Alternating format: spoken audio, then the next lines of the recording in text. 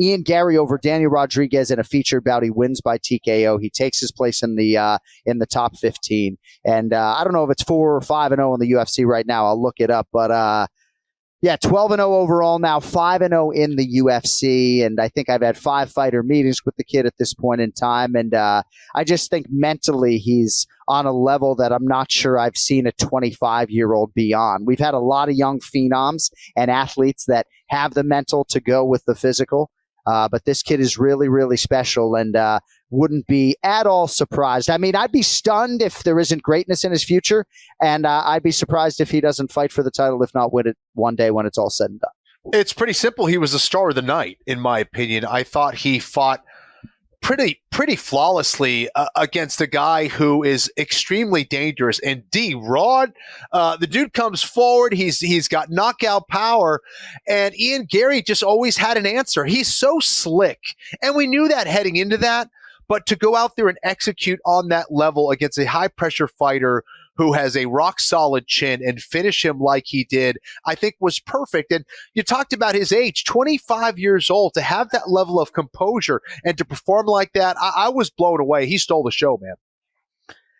So some quotes, right? This is the fall of Daniel Rodriguez. It's going to be bad. Just talking about his cardio and his speed. And these are just notes on my card about Ian Garry. Speed, power, vision. Cardio has always been his main weapon. Vicious head kicks and on and on it goes. You know, Dominic Cruz had sort of isolated some situations where he thought Ian could capitalize on, and a lot of this kind of dovetail with his analysis there.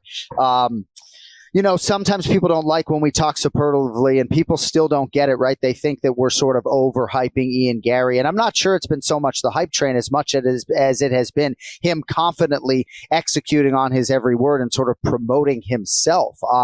So without getting too far ahead of ourselves, he called out Neil Magny. I'd imagine you think that's the right progression at this point in time. I think it's a perfect call out. Ian Garry's a guy that at 25 years old knows very well who he is, where he stands in that division. I thought it was the perfect call out. And again, it's one thing to know that, but some fighters don't have the balls to call out another guy. And you talked about it earlier on Brennan Schaub's podcast, and I thought you said it beautifully, is that he's confident but not cocky. And I think there's a big difference. And I thought it was the perfect fight for you know, at this point of his career. I think he matches up extremely well against Neil Magny. Neil Magny does have a lot of different tools and a ton of experience, but I think it's a great fight for him to see and gauge exactly where he sits in that welterweight division. But there's no question that he has a ton of potential, and it is both an advantage and a disadvantage that he is from Ireland, and you have these Conor McGregor comparisons, right? So I think that over time he will be able to kind of get rid of that shadow, I think. But he also has the support of Conor McGregor himself, which is awesome to see. Yeah. And Ian Garry is something special, man. I'm looking forward to seeing more of his fights. So essentially, Garry dropped out of school to pursue MMA. He had some of a combat sports background, boxing at 10 years old, actually over 300 matches. But Conor drew everybody's attention to MMA. And then I think it was judo that Garry pivoted to, at least initially, right? But as we've said on the broadcast, imagine being, you know, a 16, 17-year-old kid, and there's this McGregor phenomenon in your nation, right? And this is the best guy to come out of that mix. And, you know, I think championship potential doesn't even begin to describe it. I mean, you should hear the way Derek Brunson and some of his other past and present teammates talk about him. One thing that is certainly an interesting wrinkle to all of this, and in the nature of always getting ahead of ourselves on the Anik and Florian podcast, Gilbert Burns, number 5 in the world, is his teammate, as is 6th-ranked Shavkat Rakhmonov. He has also trained with the number 1 contender, Kamaru Usman, as well as 10th-ranked Vicente Luque, who I think frequents that gym, given his connection with Gilbert Durinho Burns. So that being said, as Ian Garry articulated, eloquently as usual, love him or hate him, there are a lot of other guys that he can fight, right? It's not like I mentioned 15 names. So there are plenty of guys that he could fight. It's going to be interesting to see what happens with Usman and Chimaev currently occupying spots number 1 and number 4. But Neil Magny's number 11 in the world, and it makes sense right now. I don't believe Magny has a fight. There are some fights that I don't know if they're public or private. I can tell you some of these guys in this top 15 are booked or will be soon.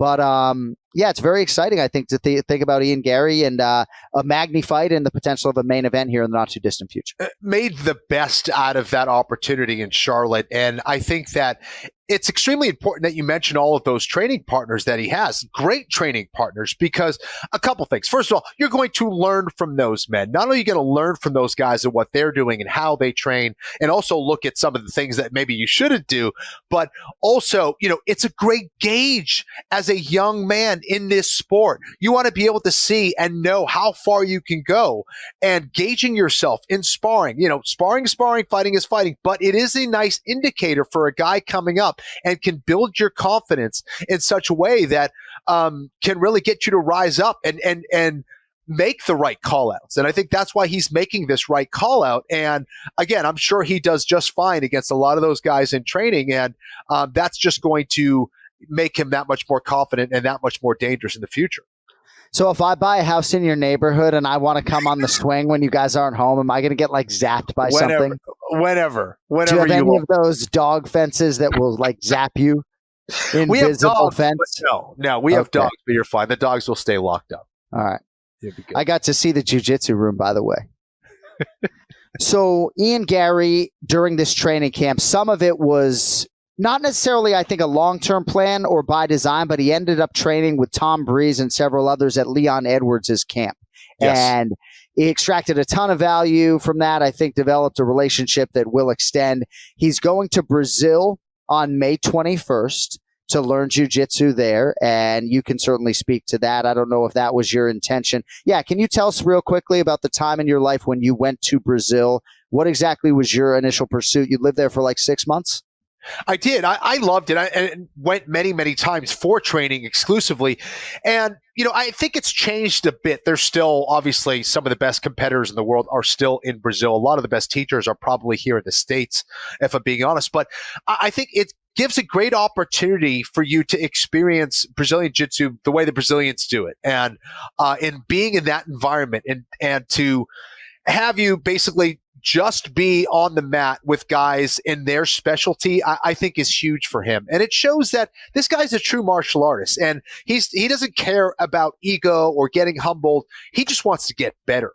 And to go out and do that, whether it's, going to do judo in Japan or going to, the States or to Russia to wrestle or training in Thailand with Muay Thai, there's something special that happens when you do that. Having been to Brazil, having been to Thailand, having traveled and trained with a lot of these guys, I think it's really important to understand the culture, to understand the background, to train with the best in the world.